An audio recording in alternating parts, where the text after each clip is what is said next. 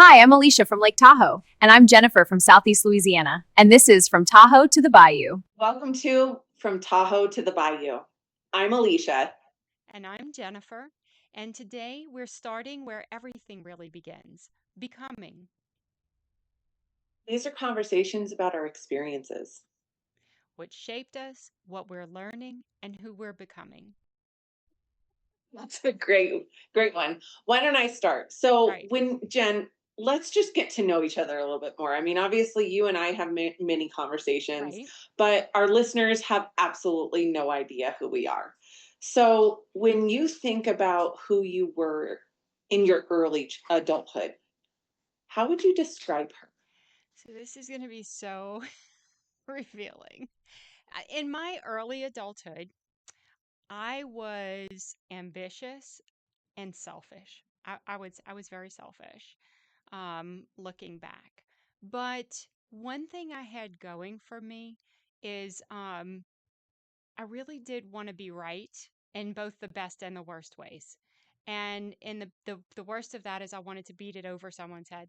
The best was that I wasn't satisfied with being wrong. I didn't want to be right just for being right. I wanted to legitimately be right.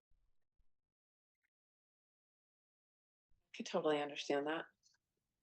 And how, like, think about what led you to kind of that identity or why you describe yourself in that way. I think I was self-centered partly because I was an only child, right? And so you're you don't get challenged. But then I was also the daughter of a single parent.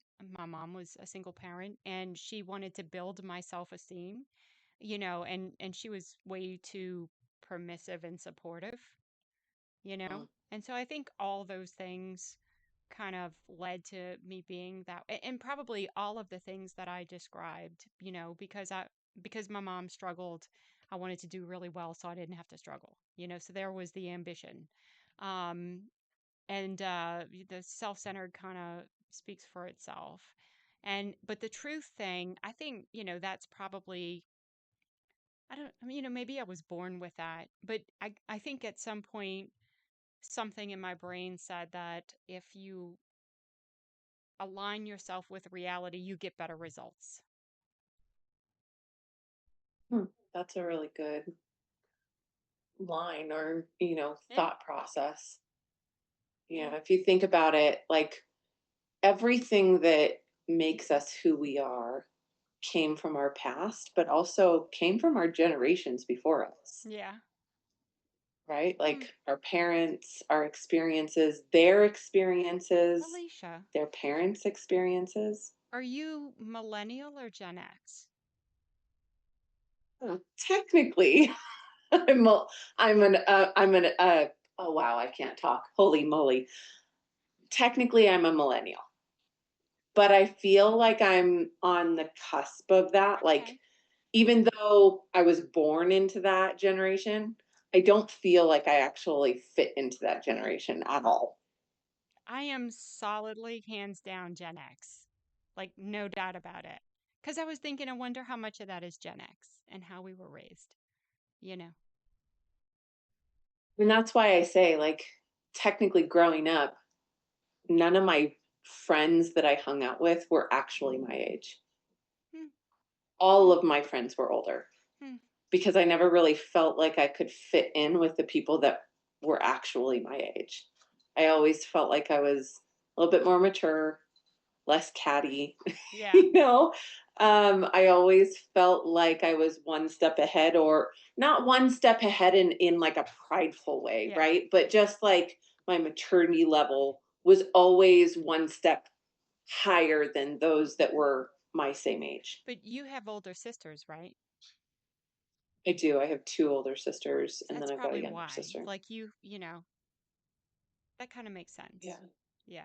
You end up identifying with your older sisters on some level. My oldest sister, Christina, she's 14 years older than me. Now, Okay. even though That's we like were me and my never really sister. raised together. Oh, really? Yeah, my Just sister's another 14 years younger. I similarity. mean, she's a half sister, but Mine too. That's funny. So like I was like a second mom. It's like when she was 12, she spent her summer at my house so she wouldn't be alone. And I was Well, an isn't that adult. funny? Yeah, that is funny. Okay. With a kid. Well, we had opposite situations Yeah. because my oldest Yeah. sister was the older one, right? She's 14 years older than me. She never really lived with us, but I remember attending her wedding. I remember when she had her first child, my nephew, right? Yeah. I Oh, would and go that's and so stay with funny her because over the my summer times. yeah. Yeah. Yeah. That is funny, girl. You're like I the little know. Oh, sister. you're like the big sister. That's hilarious. Um, it is really funny. And my older sister, Jennifer, she's 5 years older than me. And so I was always wanting to spend time with her, be around her friends, be around the situation, whatever the conversation was. And my parents growing up, like, they always had little dinner parties or like events at the house, wine tastings, all that kind of stuff. And so we were expected as children to like know our place, Yeah. but also know how to carry a conversation with adults in the room. So hence the reason why I don't feel like I'm actually a millennial. That's funny. Interesting. How we see we So learned something about each other today. yeah. It, So what version of yourself do you think that you had to be back then?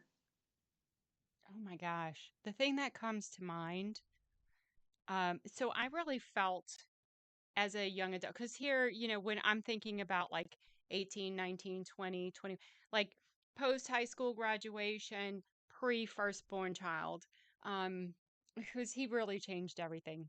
But w- what I think of is um, I was playing two sides. Like I was playing dark on the one hand, light on the other. I grew up, I was always the good girl, the high achiever. I got good grades, the smart one, whatever, out of my cousins. I was an only child until I was in high school. So I'm speaking primarily of my cousins. And everybody thought I was the good girl, right? And compared to them at a young age, I was. But when got to late high school, I started feeling like there was a darkness in me. And so I ended up kind of living this double life, doing the things I wanted to do with my friends at night, and then being the good girl during the day. So if to to say what did I think I had to be? I had to be a high achiever. But like I was struggling with this pressure, and a lot of the early childhood stuff that I had been through was fighting to be addressed. So that's kind of Oh, what I think of there. it's interesting. So different, right? Because uh, unlike your situation where you were an only child, I mean, I always had my sisters, Yeah, right? And I was never really alone. I was always alone. Although as a middle child, they there's this thing, and we joke about it in my family all the time, that the middle child is the forgotten child, Yeah, right? Because the firstborn is the one that gets the attention. They're the ones that, they're the learning curve. They're the ones that teach the parents how to parent in the first place. they're the And ones we mess eh, up. yes, Yeah, exactly. right. But then the baby is the one that gets all of the attention and is the one that can get away with murder practically. Right. And so we have this middle ground, and I wouldn't necessarily disagree with the comment, um, or agree with it, but I think I wouldn't necessarily disagree with it because as much like my sister definitely my older sister had definitely made some mistakes and had their eyes on her, but my little sister, she was the one that definitely got all of the attention, right? She was the baby of the family. Yeah, And so I kind of fit into this middle round where what I feel like I had to be is I had to be the negotiator. I had to be the one that was willing to bend and flex with yeah. everybody else's will, right? So there were I four had of to you. be You the have three other sisters. Is that what it is? I have three. Yeah, exactly. So I'm thinking, because my third son, he's like the negotiator, manipulator, like, yeah, no, that is so funny. Yeah, he is though. He's the most adept. Let me say it that way. Yeah, you have to. You're like a not an iguana. What's the lizard that is camouflage? I don't know. Gecko. Gecko. Yeah. Yeah. A Yeah. gecko camouflages itself to Hmm. adapt to its surroundings, right? And at least in my opinion, that's what I feel like I had to be when I was younger. I always had to Hmm. adapt. I always had to modify myself to the surroundings to kind of fit in, Yeah. That is so interesting because I'm at sitting here, least growing up. he went through this thing when he was little, like maybe like 8, 9, 10, where he wanted to be a like CIA or FBI, something like that. So he would actually practice lying in the mirror.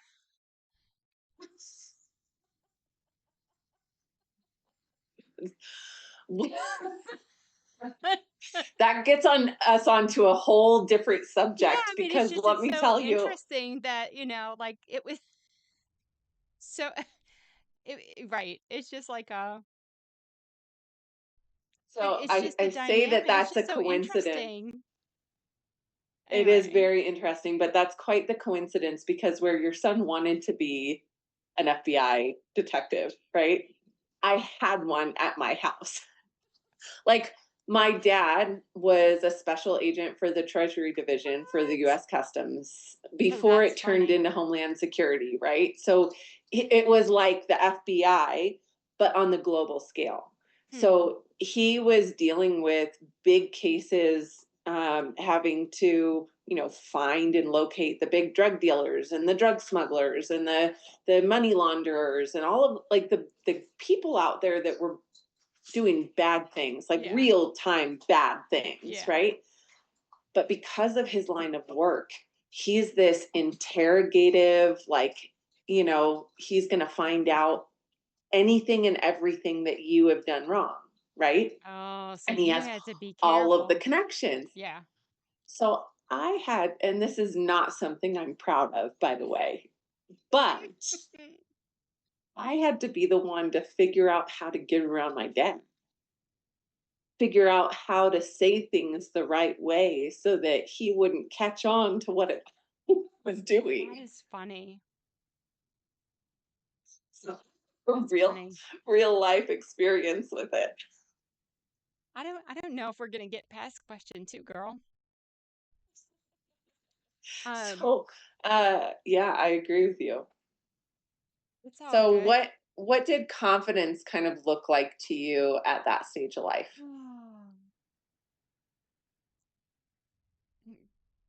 Honestly, at that stage of life, it probably confidence looked to me a lot like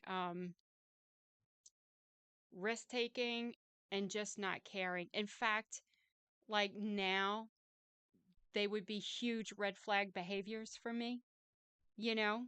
But then it looked like confidence. But I think I know why, because I I wanted so much to be liked by people that, and I hated that about myself because wanting that so much made me, um, it hurt. I ended up hurt, right? Like if somebody didn't like me, it really upset me. And when you're a teenage when you're a teenager, somebody doesn't like you. Like not everybody's always going to like you, right?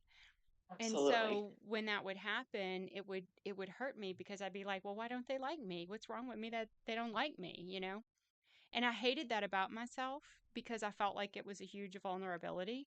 And so I was drawn to people who are like, I don't care what people think. And, but it was really negative behaviors. But to me, it looked like freedom, right? Like it looked like Hmm. where I wanted to be. And now, like when you look at older people and successful people, yeah, they don't care, but it's not because they're narcissistic or because, they are angry or whatever. It's because they have achieved a level of belief in themselves and confidence and experience to where they understand like you can't please everybody all the time. Like it's just not possible. Yeah. And if you spend your life trying to, you will just wear yourself into the ground. And so you just let it go. But that, I couldn't see that when I was young. All I knew is, you know, so many people don't like me and I just want everybody to like me and I don't want to be like that. So what's the Mm. opposite of that? And that's what looked like confidence to me. Yeah. That's really interesting because I don't know. I did definitely I've always put a high value on what other people's thoughts were of me and what their opinions were of me. But eventually, I want to say that was earlier on in my younger years, to be honest, because once I hit like, I want to say it was maybe seventh or eighth grade, right? Where I finally started realizing like, I don't give two craps about what other people think of me Yeah. or if I'm friends with you or not. Like if you want to follow the crowd because that's what everybody else does, but I don't think that that aligns with me. I went my Yeah. own direction. Yeah. And so in high school, I would say I was kind of a loner, to be honest. Well, yeah, that's funny. I was too, but like, bec- I had, so, and I think some of what I was saying, it comes from my background of being alone. So I was an only child. My mom worked full time. That meant I left school, I went home, and when I wasn't like at the neighbor's house, like I had a neighbor that would watch me for a while, I was by myself. So I spent a lot of time alone.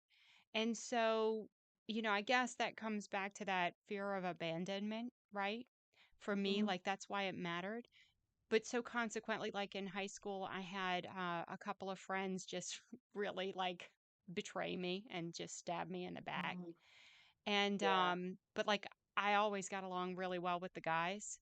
And I ended up in a long-term relationship and so I just hung out with my boyfriend and his friends or, stuff like that.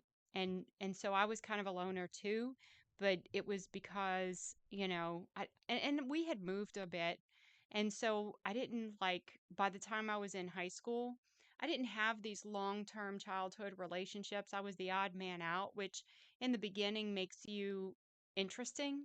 And then after a while, like you just now you've moved and you're no longer interesting and you don't have the long-term relationships, right? And so it was just Mhm. and then not only that where we were pretty poor and my family had been pretty poor and where we moved to, my mom wanted me to go to a good school, so we moved to really an upper middle class area. And all my friends had money but me, I didn't have money. And so I always Mhm. kind of felt outside. And yeah, like that was why I was a loner. Yeah. Well, it was, I don't want to say it was, at least for me, my parents, they did well for themselves. They didn't come from money or anything like that. They worked for everything that they have and kind of the life that they've built. And I was never really alone because I had sisters, right? And we were always together. Although it didn't always feel that way sometimes. But we lived further out. So we up here in Tahoe, there's like the city of South Lake Tahoe, and then there's like the county, right? And when we were growing up, and funny enough, that's where I live now too. I Right. ended up moving back to Tahoe and actually living right down the street from my parents' house, which is a great place to raise children. But also, because of how far out we are, there were a lot of people that didn't want to come over because we were so far out. Yeah, so far. Mm, Um, and so we always had to be the ones to like go into town and bring people around and I've kind of fallen into that same role myself with my own kids. And so that's why I would say, and similarly, if I look back at my childhood, I was always seeking attention. Like I didn't have a lot of girlfriends, yeah. right? Yeah.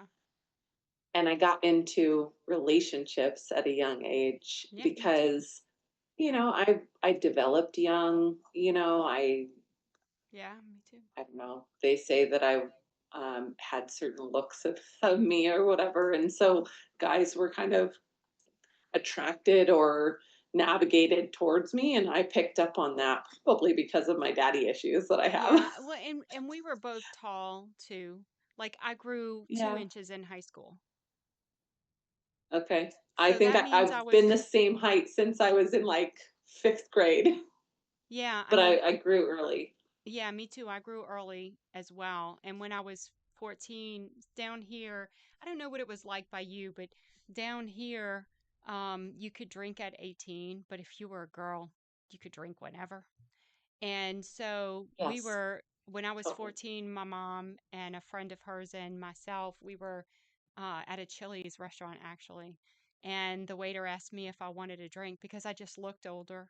And so, like, my first boyfriend in high school was 17. He was a senior. It was not a good thing. Like, yeah, right. I totally understand that Yeah. one. I mean, yeah. I was And there is set up for something to say failure at a about like, young age. there is something to say when a young girl doesn't necessarily, you said that your mom was a single mom, and my dad, even though my parents have been married now for 43 years, my dad traveled a lot when we were growing up, and he was oftentimes gone for weeks, if not a couple of months on end, right? But in addition to that, I didn't really have that connection with my Yeah. dad that some others get to have. Yeah, It kind of always felt distant. And there's something to be said about not having a solid male role model for in a sure. young girl's life, Yeah. right? Where sometimes you might, and I look at this in hindsight now, that I probably was seeking out the approval of men, Mm-hmm. or guys that I liked, to try and get their approval and get their attention because I wasn't getting it from my dad Yeah. in a positive way. Yeah, yeah. You know what I mean? Hmm. All right. So, shall we turn the tables, or you want to watch the time and maybe pick this up next go round? It's up to you. All right, let's turn the tables. Okay, so I will ask you, when you think about who you were in your early adulthood, how would you describe her? Now let's kind of define early adulthood. At what age are we talking? I mean, I just kind of defined it as, after high school and before my so my Okay. firstborn was he was born when I was 26. And so for me that's like 18 to 26 or 19 to 26.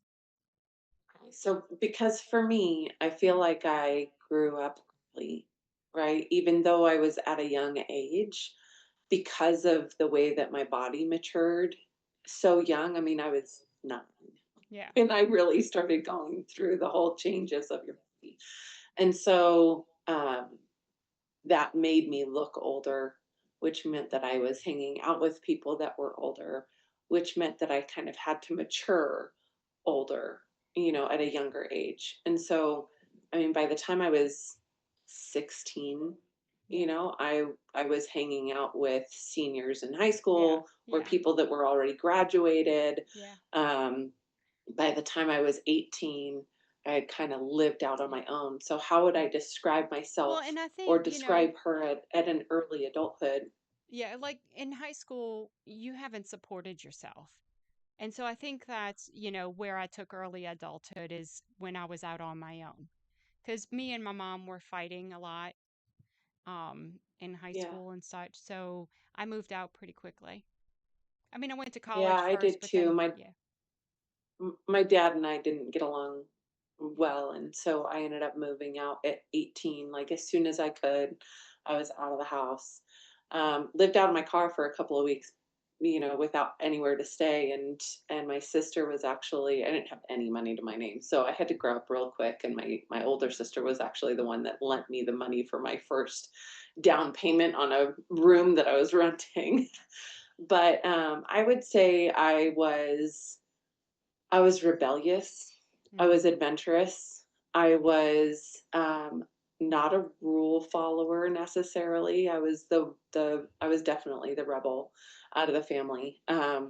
I was certain, but I was a hardworking rebel, Yeah, if yeah, that makes yeah, sense, because I yeah, supported myself. I mean, I started working when I was 13 to pay for the things that I wanted. So by the time I was 18 and I had moved out, like I very quickly realized that I was alone and I needed to be independent and I yeah. needed to fend for myself because nobody was going to do it for me. And so yeah, I would say I was independent. I was strong-willed. I was a rebel, but also a hard worker and had values and morals where I wasn't really willing to bend to somebody else as Hmm, well. interesting. I think as an adult, I see myself as a pretty rebellious person. I don't know if I would have described myself that way when I was young.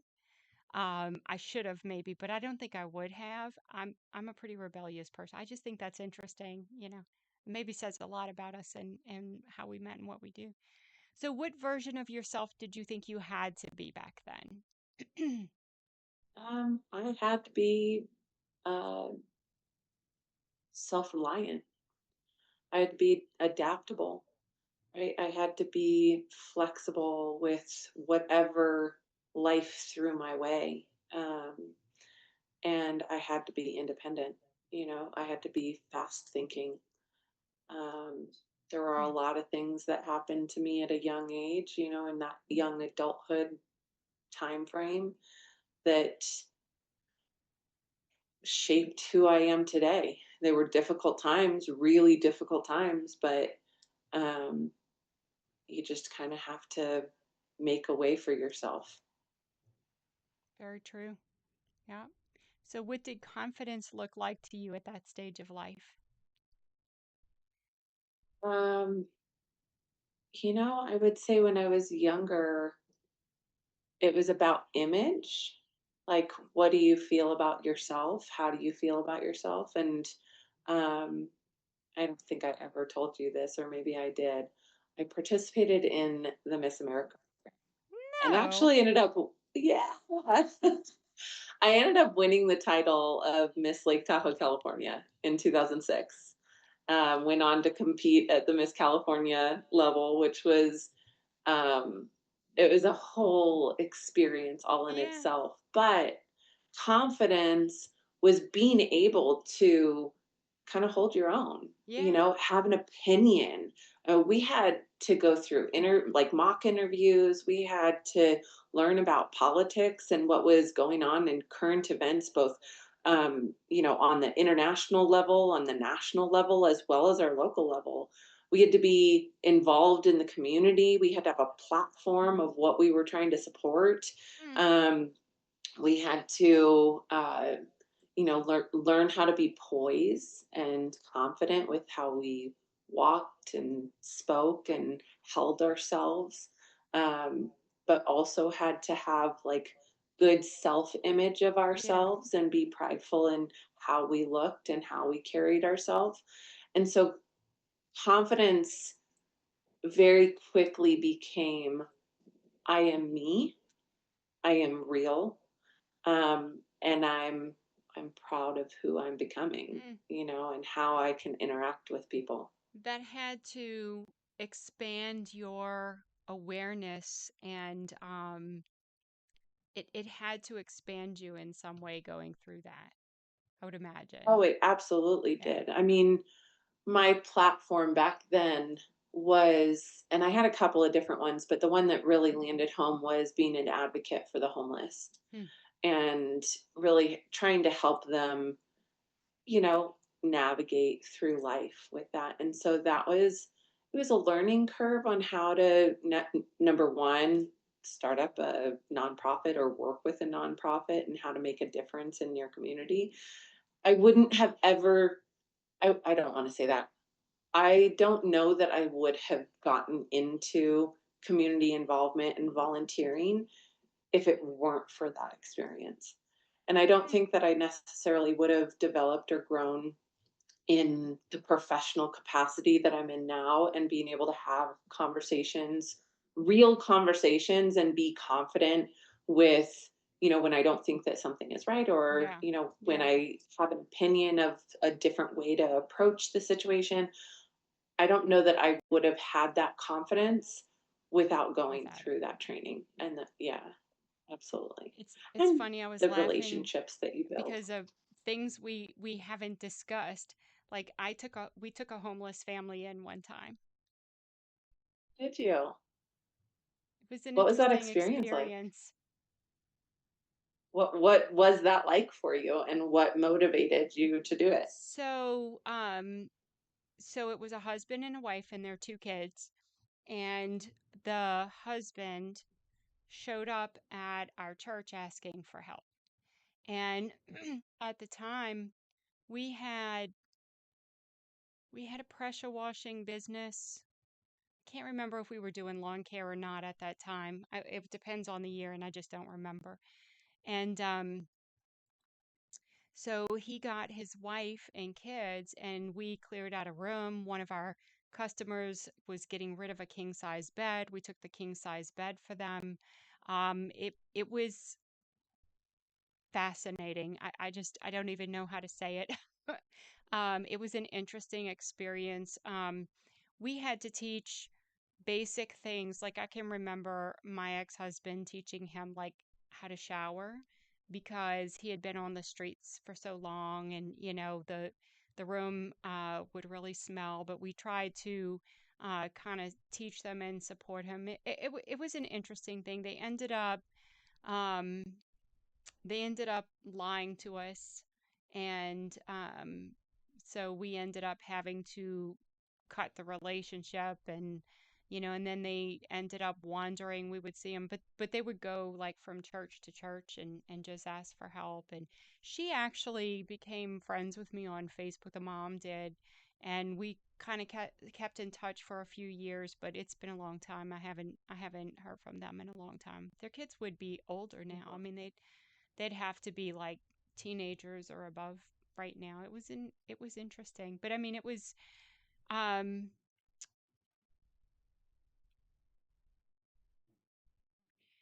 I think it was kind of eye-opening because before then, like I would never have imagined that people would choose a life that's roaming. Does that make sense?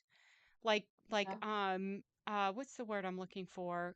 Um Not gypsy, uh but they used to have them. They would call them what was it called? Migrants. It was like people would go work from place to place. I can't think. But anyway, but I mean that was actually the life that they chose, not to have a Yeah. place to stay, but to roam from place to place.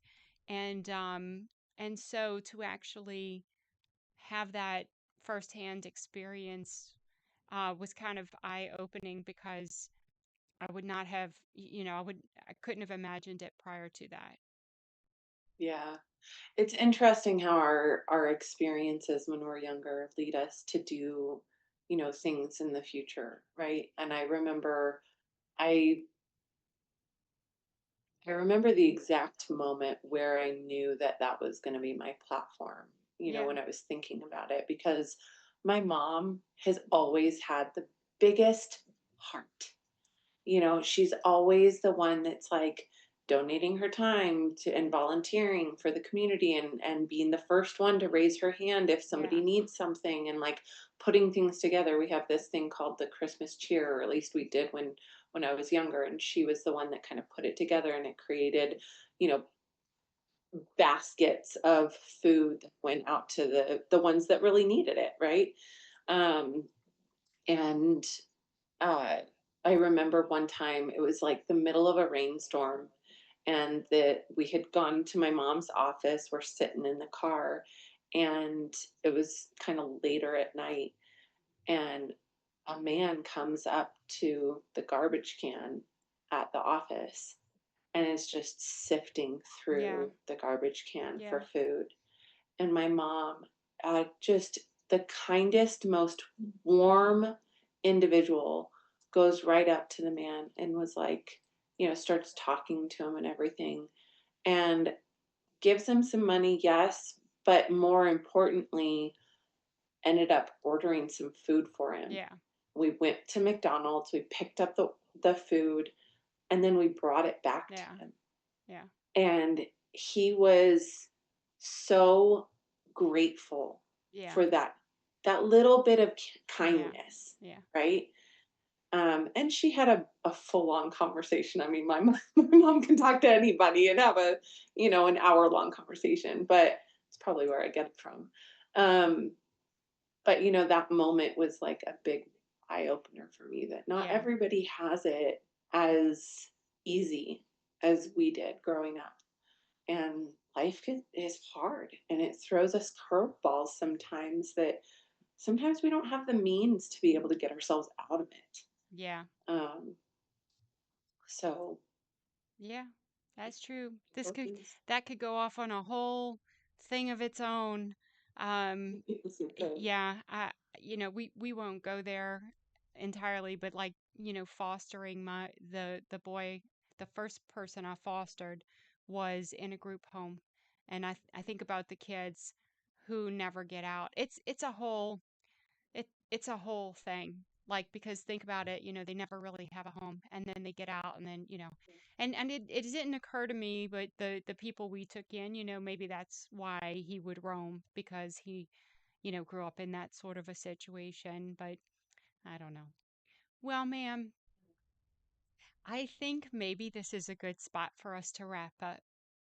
I think so too. There's no way we're going to get through anything else No, through this. absolutely not. And I'm perfectly okay with that, because I think we covered a lot of Yeah. ground.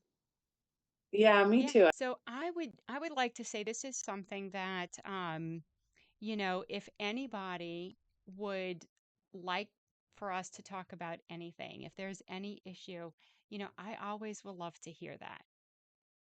So I'm just I think throwing that that's out great. there. Yeah. Yeah, I think if we can get your guys' opinions, I mean, obviously this is our very first show. Yeah. So if there are any opinions of, things that you'd like to hear or things that you'd like to know about how we got to this point or any topics specifically that you're maybe struggling with or that you're proud about, Yeah. chime in. Yeah, absolutely. And then we just look forward to growing and continuing on. And I would love interaction. That's really, what I would love. We'd love to hear what you have to say. So Yeah, and you don't have to have it all figured out to be moving forward. So that's thanks for it. being a part of the conversation, y'all. Bye bye.